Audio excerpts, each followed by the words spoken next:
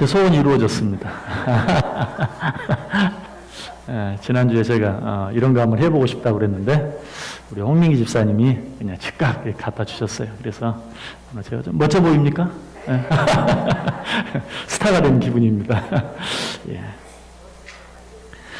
더 은혜가 될 줄 믿습니다. 예. 자, 오늘 제자 가운데 네 번째 제자 요한에 대해서 공부해 보도록 하겠습니다.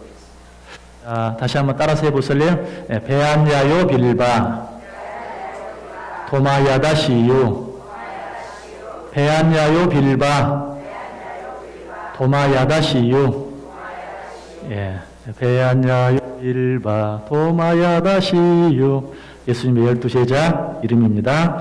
베안야요 베드로, 안드레, 요한 생각해 보았고요. 네 번째 요한에 대해서 생각해 볼 차례입니다. 요한은 야고보의 형제이죠. 자, 먼저 말씀 보겠습니다. 요한복음 13장 21절에서 25절까지. 요한복음 13장 21절에서 25절까지. 요한복음 13장 21절에서 25절까지. 우리 같이 한 목소리로 읽습니다. 예수께서 이 말씀을 하시고 심령이 괴로워 증언하여 이르시되 내가 진실로 진실로 너희에게 이르노니 너희 중 하나가 나를 팔리라 하시니 제자들이 서로 보며 누구에게 대하여 말씀하시는지 의심하더라. 예수의 제자 중 하나 곧 그가 사랑하시는 자가 예수의 품에 의지하여 누웠는지라. 시몬 베드로가 머리짓을 하여 말하되 말씀하신 자가 누구인지 말하라 하니 그가 예수의 가슴에 그대로 의지하여 말하되 주여 누구니까. 아멘. 우리 옆 사람들과 한번 새해 인사 다시 한번 하겠습니다. 새해 복 많이 받으십시오. 새해 복 많이 받으십시오. 네, 여러분 정말 새해에 하나님의 놀라운 은혜, 놀라운 축복이 여러분들, 여러분의 가정, 여러분의 사업, 직장 모든 곳에 넘치시기를 주님의 이름으로 간절히 축원합니다. 자, 1번 문제 한번 같이 보겠습니다. 1번 우리 문제 같이 읽습니다. 본문 23절과 요한복음 20장 1, 2절 그리고 21장 7절과 20절에서 사도 요한은 자기 자신을 어떻게 표현하고 있으며 그렇게 표현한 이유는 무엇이라고 생각하십니까? 사도 요한이 요한복음 여러 부분에서 자기 자신을 뭐라고 표현하고 있는지 한번 찾아보도록 하겠습니다. 자, 먼저 23절, 오늘 읽었던 23절, 다시 한번 같이 읽습니다. 23절, 시작. 예수의 제자 중 하나, 곧 그가 사랑하시는 자가 예수의 품에 의지하여 누웠는지라. 자, 여기서는 요한이 자기 자신을 뭐라고 표현하고 있어요? 그가 사랑하시는 자, 그가 사랑하시는 자라고 표현하고 있는 것을 보게 됩니다. 한 번도 자기 자신을 요한이라고 말하지 않아요. 항상 그가 사랑하시는 자. 자, 그 다음 요한복음 20장 한번 펴보세요. 요한복음 20장 1절과 2절. 요한복음 20장 1절과 2절.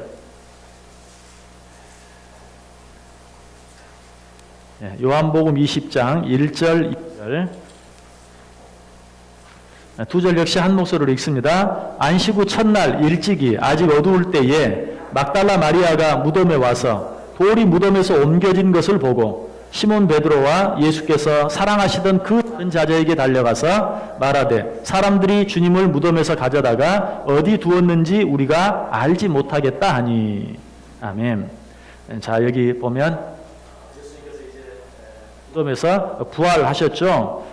그리고 베드로에게 뿐만 아니라 베드로와 예수께서 사랑하시던 그 다른 제자에게 베드로와 요한에게 달려가서 무덤 문이 열려 있다. 예수님의 시체를 누가 가져다가 어디에 두었는지 알 수가 없다. 자, 여기서도 베드로와 요한에게라고 말하지 아니하고 베드로와 예수께서 사랑하시던 그 다른 제자. 자, 요한복음은 누가 썼어요? 요한이 썼어요. 그래서 요한이 자기를 가리켜 말할 때는 베드로와 요한에게라고 말하지 아니하고 베드로와 예수께서 그 사랑하시던 그 다른 제자에게 이렇게 예수께서 사랑하시던 제자였다라고 또 이야기하고 있죠. 자, 요한복음 마지막 장, 요한복음 21장 7절. 요한복음 21장 7절. 자, 같이 읽습니다. 예수께서 사랑하시는 그 제자가 베드로에게 이르되 주님이시라 하니 시몬 베드로가 벗고 있다가 주님이라 하는 말을 듣고 겉옷을 두른 후에 바다로 뛰어 내리더라. 자, 이 장면 어떤 장면이죠? 예수님께서 이제 부활하신 후에 예수님이 이제 돌아가신 줄 알고 모든 것이 끝났다고 다시 바닷가에 가서 고기를 잡고 있는 베드로와 여러 제자들을 찾아오셨죠. 그때 예수께서 사랑하시는 그 제자가 베드로에게 이르되 주님이시라. 예수님께서 그때 베드로에게 오셔서 어떻게 말했어요? 너희들에게 고기가 있느냐? 없습니다. 그래? 그러면 그물을 배 오른편에 던져보아라. 베드로 공부할 때 이미 생각해 보았죠. 자, 예수님께서 이렇게 말할 때 베드로는 어때요? 그가 누구신 줄 알아야 몰라야 돼요. 알아야 되죠. 왜? 예수님께서 예전에 그러셨잖아요. 깊은 데로 가서 그물을 던져라. 깊은 데로 가서 그물을 던졌을 때 정말 그물이 찢어질 정도로 고기를 잡았잖아요. 지금 예수님이 다시 찾아오셨어요. 부활했을 때 찾아오셔서 그물을 배 오른편에 던져라. 표현이 살짝 달라지긴 했지만 깊은 데서 오른편으로 달라지긴 했지만 그렇게 말씀하실 때 벌써 베드로는 알았어야 돼요. 아, 이분이 누구시구나? 예수님이시구나. 근데 베드로는 몰랐어요. 옆에서 누가 가르쳐줘요? 그 사랑하시는 제자. 누구죠? 요한. 요한이 예수께서 사랑하시는 그 제자가 베드로에게 이르되 주님이시라 하니 시몬 베드로가 보고 있다가 주님이라 하는 말을 듣고 겉옷을 두르니 바다로 뛰어 내리더라 라고 여기서 역시 또 요한은 자기 자신을 가리켜 뭐라고 말해요? 예수께서 사랑하시는 그 제자. 자, 한 절 더 남아있죠? 20절. 요한복음 21장 20절 같이 읽습니다. 베드로가 돌이켜 예수께서 사랑하시는 그 제자가 따르는 것을 보니 그는 만찬석에서 예수의 품에 의지하여 주님을 파는 자가 누구오니까 묻던 자더라. 자, 여기서 또 한 번 요한은 누구라고 얘기하고 있어요? 이게 좀 아직 사용하는 방법이 익숙하지가 않아가지고 고개를 쳐들면 좋은데 다음에는 연습해가지고 잘할게요. 예. 예. 예. 예. 예. 다시 한번 해보겠습니다. 예. 자, 요한은 자기 자신을 가리켜 뭐라고 표현해요? 그 사랑하시는 제자. 그 사랑하시는 제자. 왜 요한이 기회 있을 때마다 자기를 그렇게 표현했을까요? 그 사랑하시는 제자라고 표현했을까요? 이건 요한이 가장 바라고 원했던 것이 뭔가를 알 수 있죠. 요한이 가장 바라고 원했던 게 뭐인 것 같아요? 예, 주님께 사랑받는 제자. 주님께 사랑받는 자가 되기를 가장 원했다는 사실을 알 수 있어요. 뿐만 아니라 자기가 받을 수 있는 그 어떤 축복보다도 주님의 사랑을 받는 것, 그보다 더 좋은 축복이 없다라는 것을 요한은 알았어요. 그래서 자기가 쓰면서 자기 자신을 그의 사랑하시는 제자, 그가 사랑하시던 제자라고 늘 표현했어요. 여러분, 우리도 이런 마음을 가질 수 있어야 돼요. 정말 주님께 사랑받는 제자가 될 수 있어야 한다. 또 뭐 외적으로 어떤 것을 더 많이 받아 누리는 그런 어떤 것보다도 주님의 사랑을 받는 것을 가장 원하고 가장 바랄 수 있어야 되고, 다른 그 어떤 것보다도 주님께 사랑받는 것을 가장 귀한 것으로 생각하고 또 여길 수 있어야 된다라는 것이, 요한은 그러했어요. 그래서 정말로 요한은 주님의 가장 큰 사랑을 받았어요. 우리가 이미 생각해 보았지만 마지막 순간, 예수님이 십자가에서 운명하는 그 순간에 예수님께서 그에게 자기 어머니를 맡기고 또 어머니에게 요한을 또 소개하는 그런 일들을 보게 되죠. 여러분, 요한이라는 이름의 뜻이 뭔 줄 아세요? 요한이라는 그 이름의 뜻. 역시 뭐 여러분 성경책에 뭐 보면 그런 설명들이 나와 있을 텐데, 요한이라는 이름의 뜻은 하나님의 은혜라는 뜻이에요. 하나님의 은혜. 그래서 미국 사람들의 이름 가운데 넘버원, 가장 많은 이름이 뭔 줄 아세요? 어떻게 하셨어요? 요한이, 존, 영어로 얘기하면 존이라고 말하는데, 요한, 60만 이상이 된다고 그래요. 60만 이상이 요한이라는 이름을 가진 사람이, 그것은 아마 틀림없이 그 이름이 가진 뜻 때문에 그럴 거예요. 하나님의 은혜. 미국은 청교도 신앙에 의해서 만들어진 그런 나라 아니에요. 그러니까 지금 오랜 시간이 지났지만 어쨌든 그 하나님의 은혜를 사모하는 마음이 많아서 요한이라는 이름을 가장 많이 쓴 것 같아요. 두 번째로 많은 이름은 뭘 것 같아요? 야곱이에요. 야곱. 조금 뜻밖이죠. 야곱. 아마 뭐 여러 가지 많은 장꾀를 많이 부리긴 했지만 결과적으로는 어때요? 하나님의 축복을 참 많이 받았던 그런 사람. 어쩌면 우리 인간의 그런 모습을 가장 리얼하게 잘 보여주는 사람이 야곱이. 실수도 많이 하고 잘못도 많이 하지만 그러나 또 하나님 앞에 뉘우치고 회개하고 그때마다 자기 잘못을 인정함으로 큰 축복을 받았던 사람. 어쨌든 그래서 두 번째가 야곱, 약 30만 정도가 된다고 그래요. 세 번째는 누굴 것 같아요? 세 번째. 정말 이 사람은 예외인데 도마. 도마를 영어로 하면 토마스예요. 토마스. 우리나라에 왔던, 제가 주일날 말씀드렸던 우리나라와 대동강변에 와서 순교한 선교사님 이름이 토마스죠. 도마예요. 도마. 도마, 왜 도마를 했을까? 도마도 참 뭐 의심이 많았고, 뭐 예수님 옆구리에 손가락 넣어보지 않으면 그 손에 창자국에 내 손가락 넣어보지 않으면 못 믿겠다라고 말했지만 어때요? 후에는 믿고 정말 인도에까지 가서 주의 복음을 열심히 증거하다가 순교한 그런 위대한 사도가 되었죠. 그래서 토마스도 아마 정말 자기가 위대한, 그 부모가 물론 지었겠지만 위대한 선교사가 되라는 의미에서 토마스라고 지었을지도 몰라요. 우리나라에까지 와서 복음을 전하다가 순교했는데 어쨌든 세 번째가 토마스, 도마. 네 번째는 베드로예요. 베드로. 영어로는 피터. 피터. 베드로라는 말과 피터라는 이름은 참 잘 어울려요. 피터지게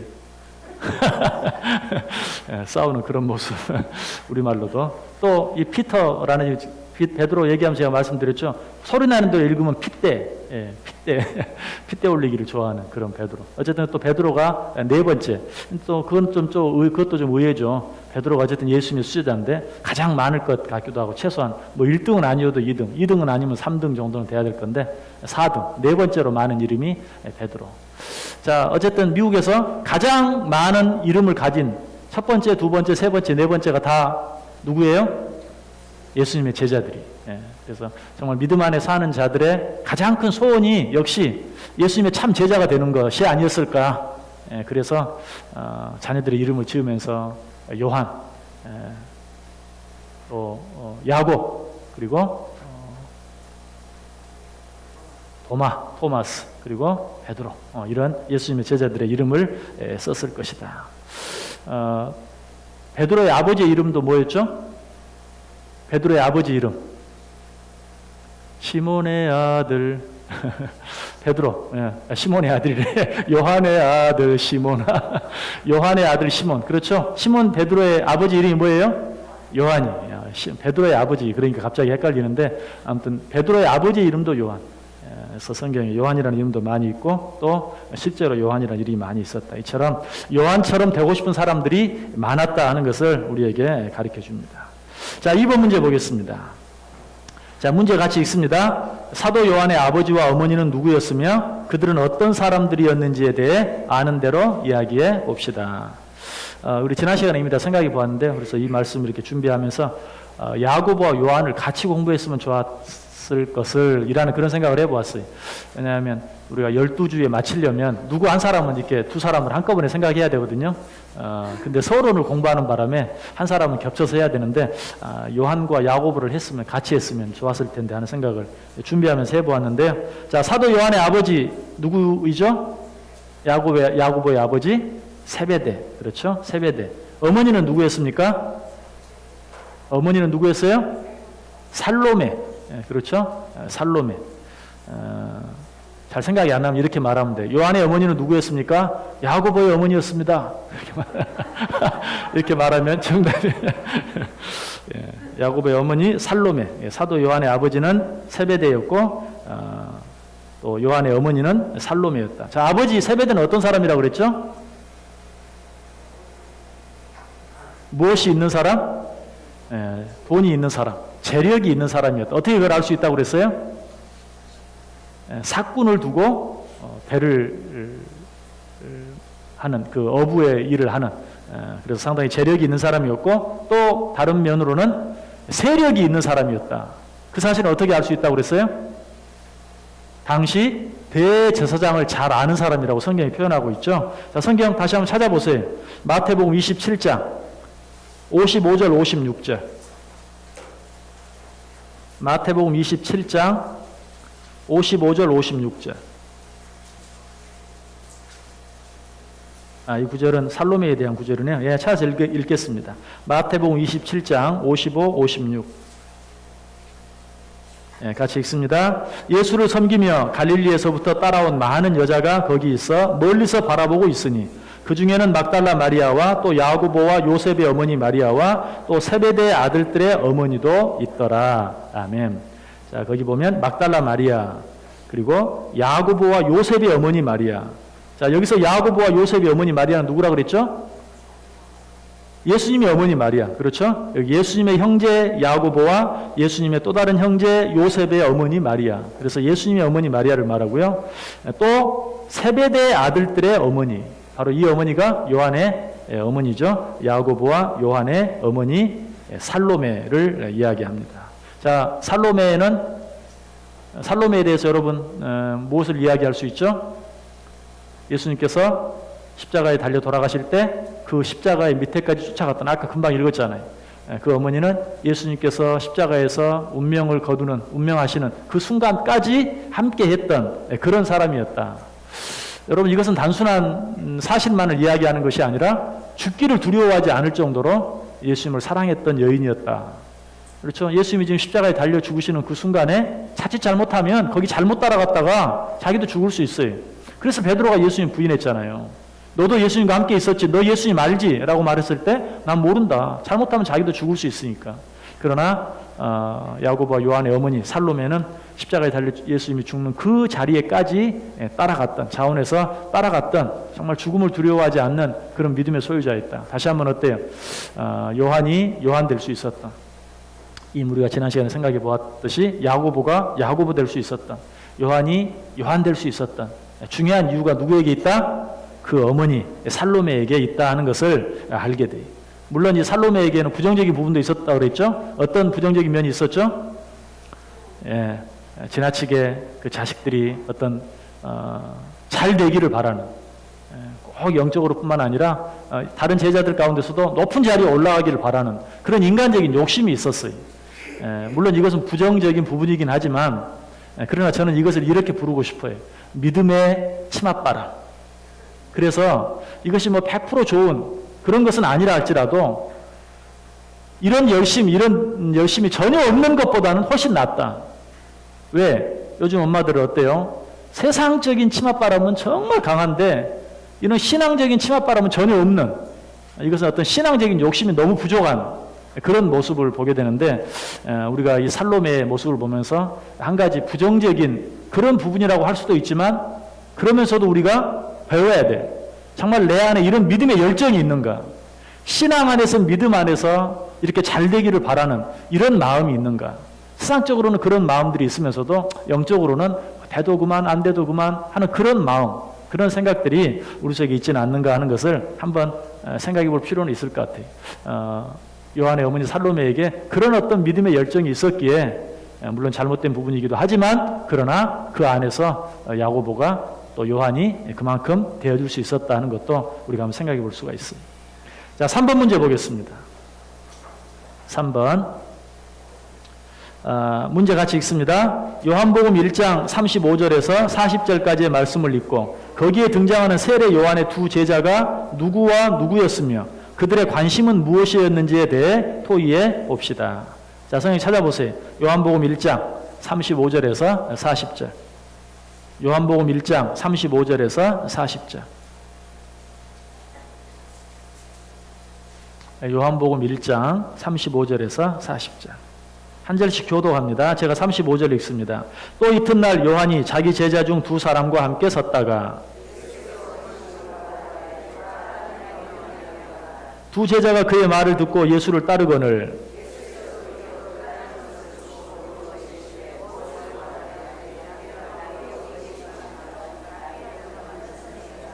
예수께서 이르시되 와서 보라. 그러므로 그들이 가서 계신 데를 보고 그날 함께 거하니 죄송합니다. 그날 함께 거하니 때가 10시쯤 되었더라.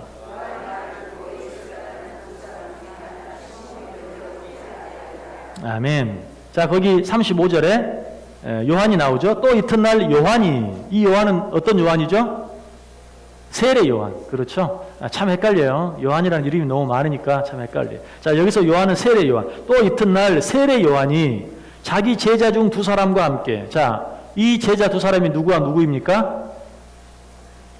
한 사람은 안드레, 거기 맨 끝에 40절에 나오죠. 요한의 말을 듣고, 세례 요한의 말을 듣고 예수를 따르는 두 사람 중에 하나는 시몬 베드로의 형제 안드레라.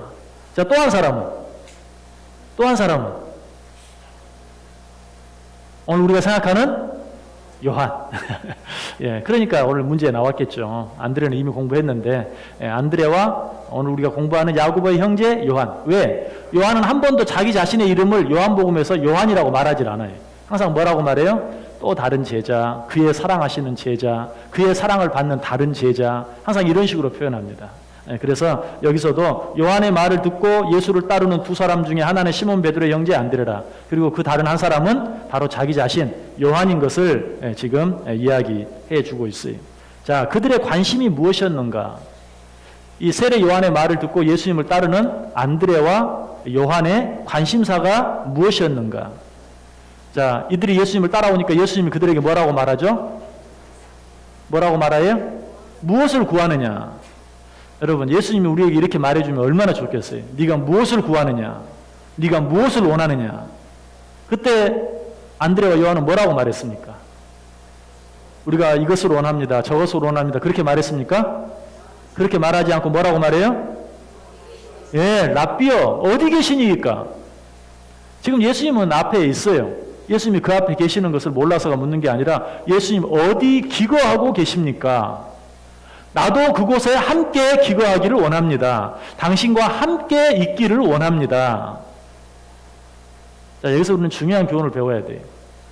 네가 무엇을 구하느냐? 무엇을 원하느냐? 여러분, 예수님이, 하나님이 지금 여러분에게 네가 무엇을 원하느냐라고 물으면 여러분은 뭐라고 대답하겠어요? 여러분, 구할 게 너무 많죠? 너무 많죠?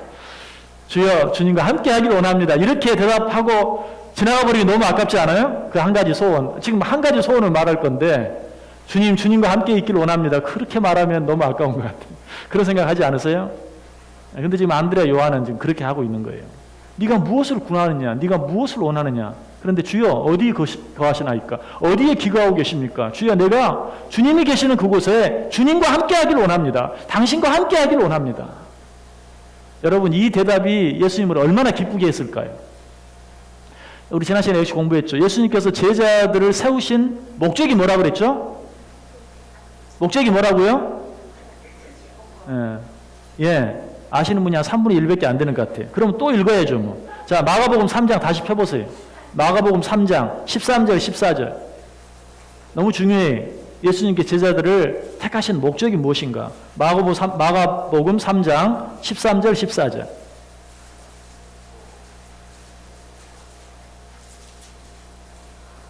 마가복음 3장 13절 14절 시작. 또 산에 오르사 자기가 원하는 자들을 부르시니 나아온지라. 이에 12를 세우셨으니 이는 자기와 함께 있게 하시고 또 보내사 전도도 하며. 아멘. 자, 거기 보면 제일 첫 번째 예수님께서 제자들을 택하신 목적이 뭐라고요? 자기와 함께 있게 하시기 위해서. 그런데 지금 안드레와 요한이 말하는 것이 너희가 무엇을 원하느냐? 주님과 함께 있기를 원합니다. 얼마나 예수님의 마음이 기뻤겠어요. 여러분, 우리도 우리의 마음의 가장 큰 소원이 주님과 함께 하는 것이어야 돼요. 그리고 그것이 정말 지혜예요. 왜? 뭐 내가 필요한 것을 하나님께 아뢰면 그게 끝이 있겠어요? 얼마나 많겠어요. 그런데 하나님과 함께 있으면, 주님과 함께 있으면 저절로 해결되는 거예요. 주님이 나와 함께 있으면 그냥 다른 문제는 저절로 지금 현재 있는 문제뿐만 아니라 앞으로 생기게 될 문제까지도 다 해결되는 거예요. 우리가 잘 아는 이야기가 있잖아요. 어떤 나라의 왕자가 물에 빠져 죽었는데 어떤 나무꾼이 그를 건져 살려주었어요.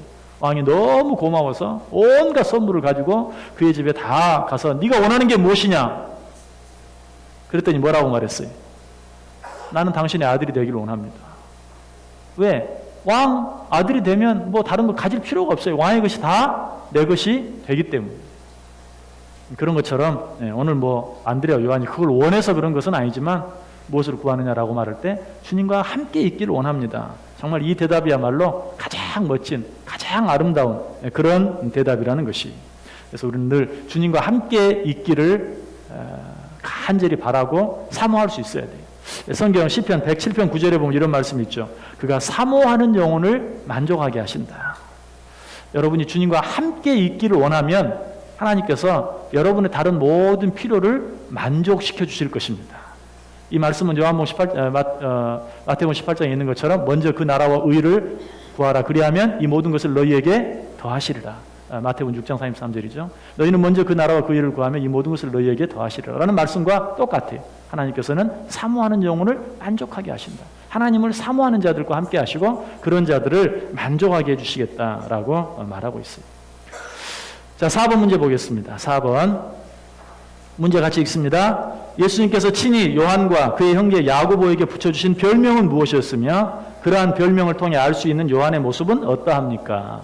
자, 이 문제도 지난 시간에 생각했던 그런 문제와 똑같은 것이죠. 자, 어떤 별명 지어줬죠? 보아너게. 보아너게의 뜻은 무엇입니까? 우레의 아들. 우리말로 하면 뭐라고요? 우리말로 하면 기차 화통 삶아 먹은 사람. 사람 그러면 안 어울리고 거기다 놈자를 붙여야죠. 기차 화통 삶아 먹은 이렇게 정말 그런 그래서 목소리가 클 뿐만 아니라 성질이 급하고 다혈질인 야고보뿐만 아니라 요한도 우리가 이 사실을 생각할 때 꼭 야고보뿐만 아니라 요한뿐만 아니라 야고보 둘 다에게 보아너게 우레의 아들이라는 별명을 지어 주셨다는 사실을 알게 돼요. 또 한 가지 우레의 아들이라고 부를 만한 이유가 있었죠. 다시 한번 성경 찾아보겠습니다. 누가복음 9장 49절에서 56절까지. 누가복음 9장 49절에서 56절까지. 누가복음 9장 49절에서 56절.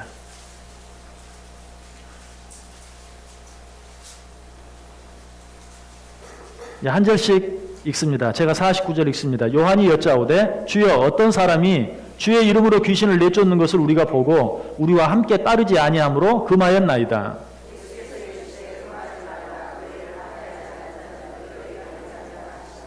예수께서 승천하실 기약이 차감해 예루살렘을 향하여 올라가기로 굳게 결심하시고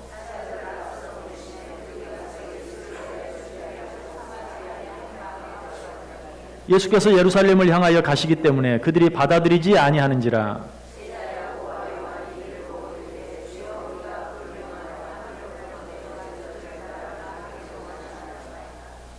예수께서 돌아보시며 꾸짖으시고. 아멘. 자, 거기 보면 두 가지 사건이 나와요. 우리 지난 시간에 이 첫 번째 사건은 읽어보지 않았는데 49, 50절에 보면 요한이 여짜오되 주여 어떤 사람이 주의 이름으로 귀신을 내쫓는 것을 우리가 보고 우리와 함께 따르지 아니하므로 금하였나이다.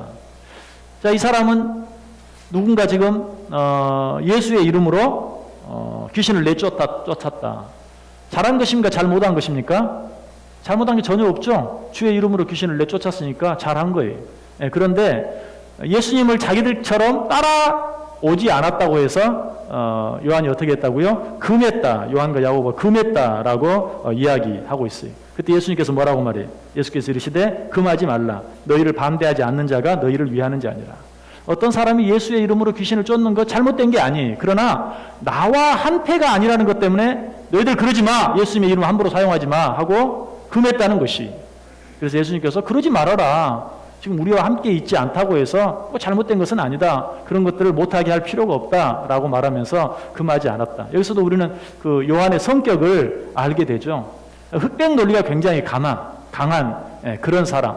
뭐 역시 우리말로 표현하면 뭐 기면 기고 아니면 아닌 그런 사람이라고 말할 수 있고요. 또 중간이 없는 그런 사람이라고 말할 수 있어요. 뭐 흑이면 흑, 백이면 백, 뭐 아니면 도, 뭐 이런 그런 성격의 사람이었던 것을 알게 돼요. 그래서 예수님께서 또 그런 것들도 지적해 주시면서 그렇게 할 필요 없다. 또 다른 부분에서 생각해 보면 시기가 굉장히 많아. 우리와 함께 다니는, 내가 그 일을 했다면 의수될 것인데, 내가 아닌, 또 우리와 함께 다니는 어떤 우리 무리가 아닌 다른 사람이 예수의 이름으로 귀신을 쫓는 모습을 보고 시기하고 금하는 그런 모습도 우리가 보게 되죠. 여기서 야고보가 요한이 어떤 사람이었는가 하는 그런 성격들을 여러 가지 모습에서 다시 보게 돼요. 그리고 또 한 가지 사건은 이미 우리가 야고보 생각해 보았던 사건. 어떤 사람, 예수님께서 예수님과 그 제자들이 사마리아의 한 마을에 들어가려고 했는데 그들을 못 들어오게 하는 거예요. 환영하지 않아요. 그때 야고보 요한이 또 뭐라고 말해요? 하늘에서 불이 내려서 저들 그냥 불살라 버리라고 할까요? 라고 말하는 그런 모습. 얼마나 성격이 급하고 다혈질인가 하는 것을 우리가 알게 되죠. 그래서 자기 편이 아니면 적으로 간주하는 사람이었다. 우리들에게도 때때로 이런 모습들이 있어요. 내 편이 아니면 적이라고 생각하는. 그러나 예수님은 뭐라고 말해요? 반대하는 자가 아니면 다 우리 편이다. 여러분 이런 마음을 가져야 돼. 신앙생활을 하면서 그냥 내 편이 아니면 적으로 생각하는 이것이 우리가 신앙생활을 하는데 그리고 예수님의 제자다운 제자가 되는데 제일 방해가 돼. 내 편 아니면 적. 나 생각해주지 않으면 적. 나 칭찬해주지 않으면 적. 이렇게 생각하는 것이야말로 예수님의 제자가 되는데 제일 큰 걸림돌이 돼. 그렇게 하지 말고 예수님이 말씀하신 것처럼 나를 특별히 반대하지 않으면 내 편이다. 이런 마음을 가져야 돼. 어떤 사람이 여러분을 칭찬하지 않고 여러분을 부축에 세워주지 않고 그런다 할지라도 나를 그냥 앞서서 반대하지만 않으면 내 앞에서 길을 쓰고 나를 방해하지만 않으면 그 사람은 내 편이다 하는 그런 마음으로 신앙생활을 해야 돼. 그렇게 할 때 우리가 비로소 어때요? 어떤 사람들을 사랑할 수 있고 예수의 마음으로 품을 수 있고 할 수 있는 것이. 그래서 오늘 이 요한과 예수님의 대화를 통해서 우리들이 진정한 예수님의 제자가 되기 위해서 어떤 태도, 어떤 마음, 어떤 자세를 가져야 되는가 하는 것 한번 배우게 됩니다. 자, 5번 문제 보겠습니다. 문제 같이 읽습니다. 이러한 요한이 어떻게 바뀌어져 가는지에 대해 다음 구절들을 통해 생각해 봅시다. 자, 한 구절 한 구절 읽으면서 자, 지금까지 우리가 생각해 본 요한의 모습은 어때요? 성질도 급하죠. 또 시기하는 마음도 있죠. 흑백 논리가 강한 사람이죠. 등등 여러 가지 부정적인 요소들이 많이 있었어요. 그런데 이런 요한이 바뀌어져 가는데 어떻게 바뀌어져 가는가? 자, 요한복음 13장 21절에서 25절. 요한복음 13장 21절에서 25절. 한 절씩 교독합니다. 21절 제가 읽습니다. 예수께서 이 말씀을 하시고 심령이 괴로워 증언하여 이르시되 내가 진실로 진실로 너희에게 이르노니 너희 중 하나가 나를 팔리라 하시니 예수의 제자 중 하나 곧 그가 사랑하시는 자가 예수의 품에 의지하여 누웠는지라. 같이 읽습니다. 그가 예수의 가슴에 그대로 의지하여 말하되 주여 누구니이까. 자, 여기 보면 이제 예수님께서 너희 중에 하나가 나를 팔 것이다. 아주 청천벽력 같은 그런 말을 하죠. 자, 우리가 지금까지 생각해 본 요한 같으면 이럴 때 어떻게 했을까요? 어떻게 했을 것 같아요? 그놈이 누굽니까? 나에게 말만 하시면 당장 하늘에서 불이 내려와서 태워버리게 하겠습니다. 아니면 베드로가 그랬던 것처럼 어디서 허리춤에서 칼이라도 꺼내서 그놈이 누굽니까? 내가 당장 더 이상 주님을 괴롭히지 못하도록 내가 만들겠습니다. 이래야 딱 맞죠. 그런데 지금 요한은 어떻게 합니까? 예수님의 품에 그대로 의지해서 주여 누구오니까. 성질이 많이 죽었어요. 예수님의 품에 그대로 의지해서 성질이 많이 부드러워진. 그리고 벌써 그렇게 하는 데는 예수님께서 지금 누군지를 아시면서도 누구라고 말하지 아니하고 우리 모두가 있는 자리에서 그런 이야기를 하시는 것을 보면 분명 내가 다 알지 못하는 주님의 뜻이 있다는 것까지도 이미 생각하고 있는 것이. 그 가운데서도 역시 조금 덜 변한 베드로는 어때요? 턱짓으로 말하면서 눈짓으로 말하면서 요한에 누군지 알아봐. 지금 베드로가 그렇게 말하죠. 요한에게 누군지 알아봐. 왜? 요한이 지금 예수님의 품에, 예수님 제일 가까이 있거든요. 그러니까 빨리 지금 그놈이 누군지 빨리 알아봐 라고 그렇게 말하고 있는데 요한은 어때요? 정말 예전 같으면 베드로보다도 더 성질 급하게 그놈이 누구냐고 예수님께 따져 말만 하시라고 막 덤벼들었어야 되는데 그러지 아니하고 조용히 그 품에 미동도 하지 아니하고 그 품에 의지하여 누워있는 그 채로 주여 누군데요? 라고 묻고 있는, 성질이 많이 변한, 성질이 많이 죽은 그런 모습을 보게 돼요. 자, 그 다음 구절, 요한복음 21장 4절에서 7절. 요한복음 21장 4절에서 7절. 자, 아까 읽었던 말씀인데요. 다시 한번 읽습니다. 요한복음 21장 4절에 7절 시작. 날이 새어갈 때에 예수께서 바닷가에 서셨으나 제자들이 예수이신 줄 알지 못하는지라. 예수께서 이르시되 얘들아 너희에게 고기가 있느냐 대답하되 없나이다. 이르시되 그물을 배 오른편에 던지라. 그리하면 잡으리라 하시니 이에 던졌더니 물고기가 많아 그물을 들 수 없더라. 예수께서 사랑하시는 그 제자가 베드로에게 이르되 주님이시라 하니 시몬 베드로가 벗고 있다가 주님이라 하는 말을 듣고 겉옷을 두른 후에 바다로 뛰어 내리더라. 자, 여기서 먼저 부활하신 예수님께서 제자들을 찾아왔을 때 그 예수님, 그 사람이 예수님이라는, 그 사람이 주님이라는 사실을 가장 먼저 발견한 사람이 누구예요? 누구예요? 그 사랑하는 제자. 그렇죠? 그 사랑하는 제자가 베드로는 예수님께서 그물을 배 오른편에 던져라 라고 말했는데도 몰라요. 그런데 요한은 벌써 보고 알았어요. 그분이 누구시라는 것, 주님이시라는 것, 예수님이시라는 것. 그 예전 같으면 어땠을까요? 주님, 나와 내 형제 야고보를 하나는 주의 우편에 하나는 좌편에 앉게 해주십시오 라고 말했죠. 그런데 주님이 나타났어요. 죽은 줄 알았던 예수님께서 부활해서 나타나 있어요. 그랬으면 예전 같으면 어떻겠어요? 벌떡 일어나서 주님! 왜? 다른 사람 아무도 몰라보는 자기는 알아봤잖아요. 그런데 요한이 지금 뭐라고 말해요? 베드로에게 주님이셔. 주님이야. 라고 가르쳐주는 그런 모습을 봐요. 여러분, 그 여자들이 예수님 무덤에 갔을 때 무덤 문이 열려 있고 무덤이 비어 있는 것을 보고 베드로와 요한에게 달려갔죠. 그래서 무덤 문이 열렸다. 예수님의 시체가 없다. 예수님의 시체를 누가 가져갔는지 알 수가 없다라고 말했을 때 어때요? 베드로와 요한이 막 열심히 달렸어요. 누가 먼저 도착했어요? 요한이 먼저 도착했어요. 베드로는 가서도 들어가지 못하고 밖에 있는데 요한이 제일 먼저 도착해서 요한이 그 안에 들어갔어요. 이처럼 모든 일에 둘째가라면 서러운 사람이에요. 요한은.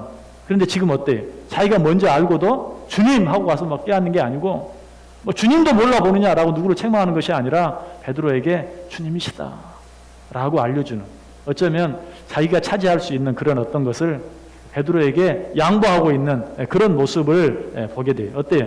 많이 바뀌었죠? 요한의 성격이 많이 달라지고 변화된 것을 보게 돼요. 자, 그 다음 구절 요한복음 3장 16절. 요한복음 3장 16절. 이 구절은 안 찾아도 여러분 잘 아시죠? 요한복음 3장 16절 시작. 하나님이 세상을 이처럼 사랑하사 독생자를 주셨으니 이는 그를 믿는 자마다 멸망하지 않고 영생을 얻게 하려 하심이라. 아멘. 어쩌면 성경에서 가장 유명한 한 구절. 이건 누가 쓴 구절이에요? 요한이 썼어요. 물론 성경은 하나님이 다 기록하셨어요. 하나님의 감동하심으로 기록했어요. 그러나 하나님께서 성경을 사람들로 하여금 쓰게 할 때 그 사람의 인격이나 그 사람의 어떤 성격이나 그런 것들을 무시하지 않으셨어요. 유기적 영감이라고 말하는데 그 사람의 어떤 학식이나 그 사람의 경험이나 그 사람의 지식이나 그 사람의 성격이나 이런 것들을 다 감안해서 자기 나름대로 특성 있게 기록하도록 하셨어요. 그런데 정말 너무나 성경에 있는 모든 구절 가운데 가장 아름다운 구절이라고 할 수 있는, 여러분 야고보와 요한의 모습은 그렇게 아름다운 모습이 아니라고 그랬어요. 별명이 뭐였다고요? 보아너게, 우레의 아들. 당장 하늘에서 그냥 불이 내려 저들을 불살라 버릴까요? 아주 성질이 불같은, 뭐 아니면 도, 중간이 없는 흑백 논리, 내 편 아니면 다 적, 이게 요한의 모습이었어요. 그런데 그 요한의 입에서 얼마나 아름다워. 하나님이 세상을 이처럼 사랑하사 독생자를 주셨으니 이는 그를 믿는 자마다 멸망하지 않고 영생을 얻게 하려 하심이라. 이 아름다운 구절이 그에게서 나왔다. 뿐만 아니라 요한일서에 보면 특별히 사랑이라는 말이 얼마나 많이 나오는지 몰라요. 자, 요한일서 3장 16절. 요한일서 3장 16절. 공교롭게도 구절이 똑같죠. 요한복음 3장 16절. 요한일서 3장 16절. 자, 같이 읽어볼까요? 그가 우리를 위하여 목숨을 버리셨으니 우리가 이로써 사랑을 알고 우리도 형제들을 위하여 목숨을 버리는 것이 마땅하니라. 형제를 위하여 목숨을 버리기까지 사랑하는 것이 마땅하다. 이렇게 말하는 게 좀 그렇지만 정말 요한답지 않은 그런 표현이. 그 다음 요한일서 4장 한 장 넘기셔서 요한일서 4장 7절에서 12절 7절에서 12절. 자, 역시 같이 읽습니다. 사랑하는 자들아, 우리가 서로 사랑하자. 사랑은 하나님께 속한 것이니 사랑하는 자마다 하나님으로부터 나서 하나님을 알고 사랑하지 아니하는 자는 하나님을 알지 못하나니 이는 하나님은 사랑이심이라. 하나님의 사랑이 우리에게 이렇게 나타난 바 되었으니 하나님이 자기의 독생자를 세상에 보내심은 그로 말미암아 우리를 살리려 하심이라. 사랑은 여기 있으니 우리가 하나님을 사랑한 것이 아니요 하나님이 우리를 사랑하사 우리 죄를 속하기 위하여 화목제물로 그 아들을 보내셨음이라. 사랑하는 자들아, 하나님이 이같이 우리를 사랑하셨은즉 우리도 서로 사랑하는 것이 마땅하도다. 어느 때나 하나님을 본 사람이 없으되 만일 우리가 서로 사랑하면 하나님이 우리 안에 거하시고 그의 사랑이 우리 안에 온전히 이루어지느니라. 아멘. 사랑, 사랑, 사랑. 무슨 유행가 가사 있죠? 사랑, 사랑, 사랑, 사랑. 요한의 입에서 그냥 사랑, 사랑, 사랑이 끊이지 않고 계속 나오고 있어요. 이거 당연하게 생각할 게 아니에요. 요한이 바뀌어도 너무너무 많이 바뀌었다는 거예요. 달라져도 너무너무 많이 달라졌다는 것이. 그래서 사도 요한을 후에 사랑의 사도다라고 부르기도 해요. 정말 자기 편이 아니면 다 적이로 여겼던 그런 사도 요한이 사랑하라. 우리가 하나님을 사랑하는 것도 우리가 먼저 사랑한 것이 아니다. 하나님이 우리를 먼저 사랑하는 것이다. 그러므로 우리도 남을 사랑해야 된다. 사랑, 사랑, 사랑 계속 이야기하고 있어요. 성경에는 나와 있지 않지만 역사 전승에 의하면 이 요한이 에베소에서 복음을 전하다가 잡혔을 때 독사 굴에 그리고 끓는 물에 던져져서 거의 죽게 되는 그런 지경에 처했을 때도 틈만 있으면 서로 사랑하라, 서로 사랑하라, 서로 사랑하라. 계속해서 사랑하라고. 하나님 우리를 사랑하셨으니 너희도 서로 사랑하라 라고 기회만 있으면, 정신을 잃었다고도 정신만 다시 차리면 또 사랑, 사랑, 사랑. 그러자 옆에 있는 사람들이 이렇게 말했다고. 너는 그거 말고 다른 것은 할 말이 없느냐? 그때 요한이 새 계명을 너희에게 주노니 서로 사랑하라. 새 계명. 뭐 새거 없냐? 너 그거밖에 없냐? 새거 없냐라고 말하니까 새 계명을 너희에게 주노니 서로 사랑하라. 이 말도 예수님의 요한이 다 그렇게 얘기했어요. 새 계명. 세 번, 네 번, 여러 번 이야기합니다. 새 계명을 너희에게 주노니 서로 사랑하라. 이처럼 정말 사랑을 강조하는 그런 사랑의 사도가 되었다. 자, 그 다음 구절이에요. 요한복음 18장 15절 16절. 요한복음 18장 15절 16절. 요한복음 18장 15절 16절. 같이 읽습니다. 시작. 시몬 베드로와 또 다른 제자 한 사람이 예수를 따르니 이 제자는 대제사장과 아는 사람이라. 예수와 함께 대제사장 집에 집들에 들어가고 베드로는 문 밖에 서 있는지라. 대제사장을 아는 그 다른 제자가 나가서 문 지키는 여자에게 말하여 베드로를 데리고 들어오니. 자, 여기 시몬 베드로와 함께 예수님이 신문 받는 과정에 들어갔던 또 다른 한 사람 누구예요? 요한. 예, 여기 또 다른 제자, 시몬 베드로와 또 다른 제자 한 사람이. 자, 여기서부터 시작해서 요한은 어디까지? 자, 그 다음 구절 보세요. 요한복음 19장 26절 27절. 요한복음 19장 26절 27절. 시작. 예수께서 자기의 어머니와 사랑하시는 제자가 곁에 서 있는 것을 보시고 자기 어머니께 말씀하시되 여자여 보소서 아들이니이다 하시고 또 그 제자에게 이르시되 보라 내 어머니라 하신대 그때부터 그 제자가 자기 집에 모시니라. 자, 여기는 어디죠? 어디죠? 예수님의 십자가 아래. 예수님이 돌아가신 그 장면 거기죠. 그러니까 예수님께서 신문을 받으시는 대제사장 가야바의 집에서부터 예수님께서 십자가에 달려 죽으시는 그 자리에까지 누가? 요한은 한 번도 예수님과 떨어지지 아니하고 예수님과 함께 있었던 것을 보게 돼요. 베드로를 그 대제사장 가야바의 집에 데리고 갔던 사람도 요한은 어떤 사람이라고요? 그 아버지 세베대가 대제사장을 잘 아는 사람이었어요. 요한이 아니면 거기 들어갈 수 없어요. 그래서 요한이 거기 들어갈 수 있었고 요한도 베드로를 데리고 들어갔던 것이. 예수님이 신문 받는 그 시간부터 예수님이 십자가에 달려 돌아가시는 그 순간까지 요한은 예수님과 함께 있었어요. 여러분, 그냥 괜히 예수님께서 요한에게 어머니를 맡긴 게 아니. 보라 내 어머니다. 또 어머니에게 보소서 당신의 아들이니이다. 말씀한 게 아니에요. 요한은 처음 예수님을 따를 때부터 나는 다른 거 원하지 않습니다. 주님과 함께 있기를 원합니다. 라고 말했고 중간에 그 성격으로 인해서 예수님께 몇 번 책망을 듣긴 했지만 그러나 주님 항상 가까이 있었어요. 12제자 가운데도 여러분 최후의 만찬 가운데도 예수님의 품에 의지하고 있는 사람이 누구예요? 요한. 오늘 성경 말씀에 나와요. 예수님의 품에 예수님과 가장 가까운 거리, 가장 가까운 곳에 있었던 제자가 바로 요한이에요. 어쩌면 그 요한이 물론 뭐 순교한 것 정말 귀한 것이죠. 그렇지만 요한이 가장 오래까지 살면서 가장 많은 성경책을 기록하면서 다른 제자들이 기록하지 못한 여러 가지 내용들을 또 기록할 수 있었던 그런 놀라운 축복을 받을 수 있었던 것도 바로 그런 이유 때문이에요.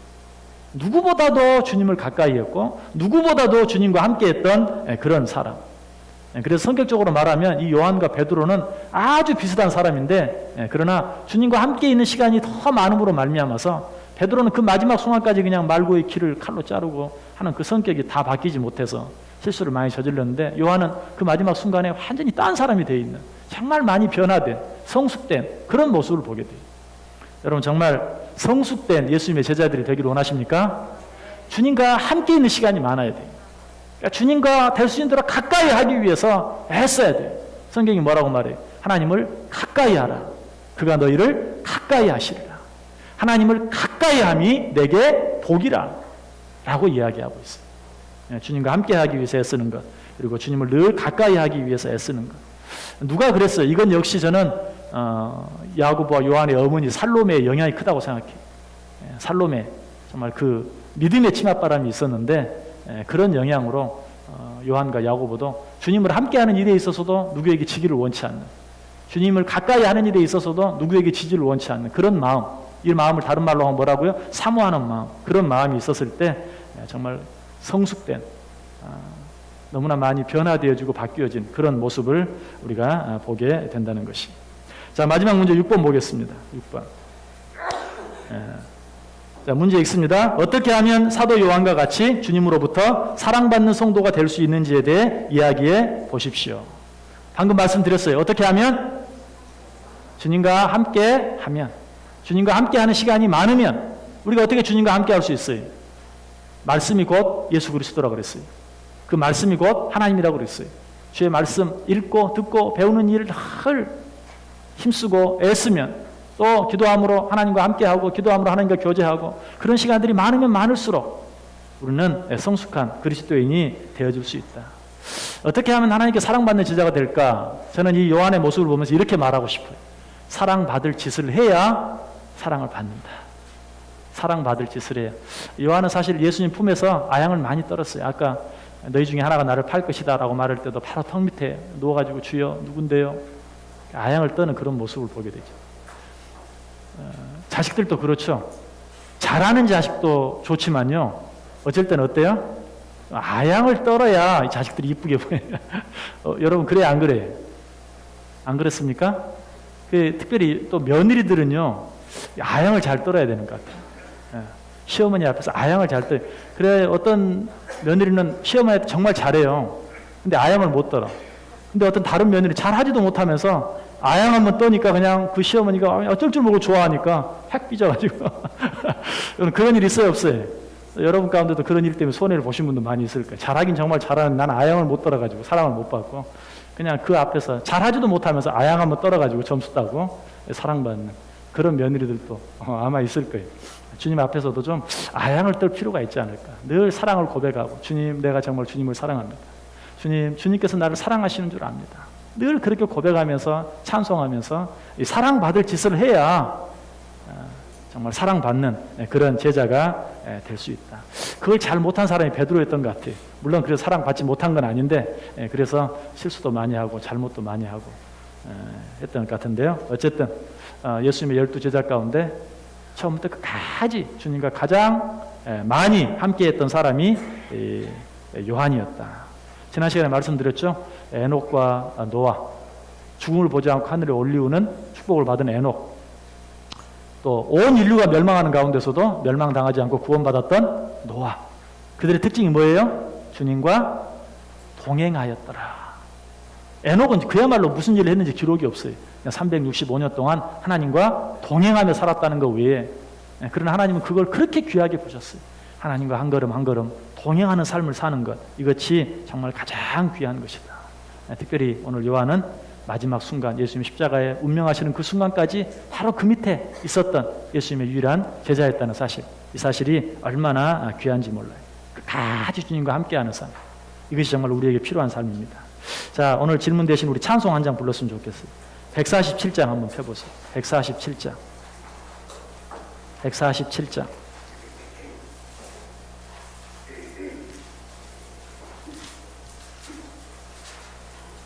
147장. 거기 너 있었는가 그때에 그 십자가에 달릴 때, 오 때로 그 일로 나는 떨려 거기 너 있었는가 그때에. 자, 우리가 주님 앞에 갔을 때 거기 너 있었느냐? 주님께 십자가에 달리시는, 물론 우리는 주님이 십자가에 달리시는 그때가 우리에게는 그런 기회가 주어지지 않겠죠. 그렇지만 정말 주님이 수치를 당하고 주님이 욕을 먹을 때 내가 그 자리를 모르는 채 하지 아니하고 주님을 모른다 하지 아니하고 그 주님과 함께 그 욕을 당할 수 있는, 그 수치를 당할 수 있는 그 자리에 내가 설 수 있는가, 스스로 질문하고 대답하는 마음으로 우리 147장 한번 같이 부릅니다.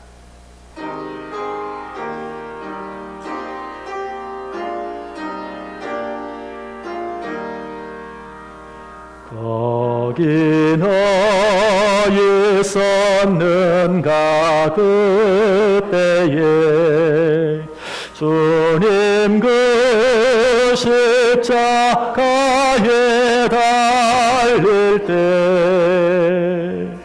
오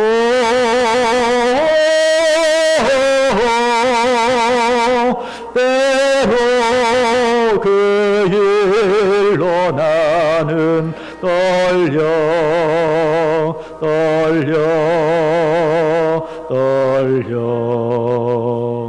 거기 너 있었는가 그때에 거기 너 있었는가 그때에 주님 그 나무 위에 달릴 때, 오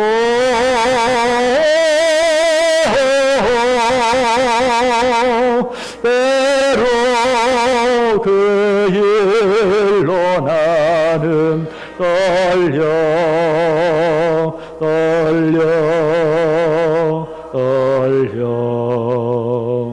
거기 너 있었는가 그때에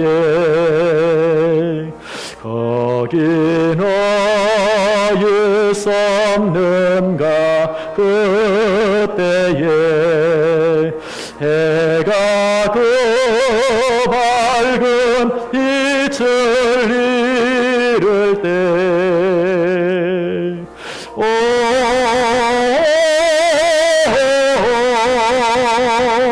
때로 그 일로 나는 떨려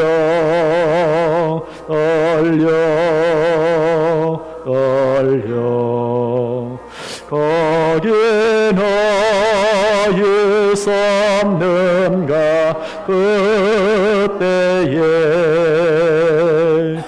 거기 너 있었는가 그때에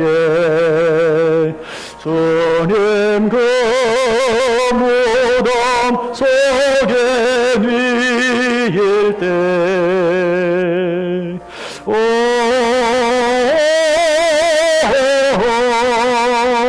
때로 그 일로 나는 떨려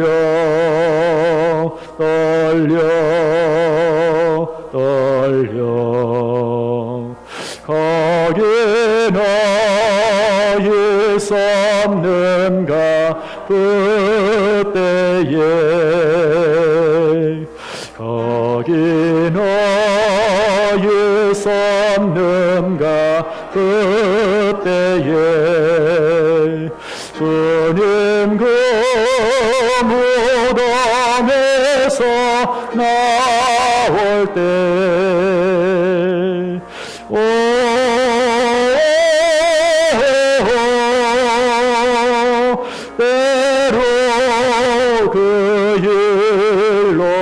주께 영광 영광 영광. 거기 너희 섰는가 그때에. 아멘. 잠깐 기도하겠습니다. 그때 너 거기 있었느냐? 주님이 물을 때 예, 부족하지만 거기 있었습니다 라고 대답할 수 있는 자들 되게 해 주옵소서. 우리 잠깐 묵상 기도하고 주기도문 하시겠습니다. 같이. 요한에 대해서 공부했습니다. 끝까지 주님과 함께 했던 요한, 그 모습이 내 모습 되게 해 주옵소서. 그 고백이 내 고백 되게 해 주옵소서. 그 믿음이 내 믿음 되게 해 주옵소서. 주님이 그때 너 거기 있었냐고 물을 때 주여, 주여 내가 거기 있었느냐 대답할 수 있는 우리들 되게 해 주옵소서. 아멘.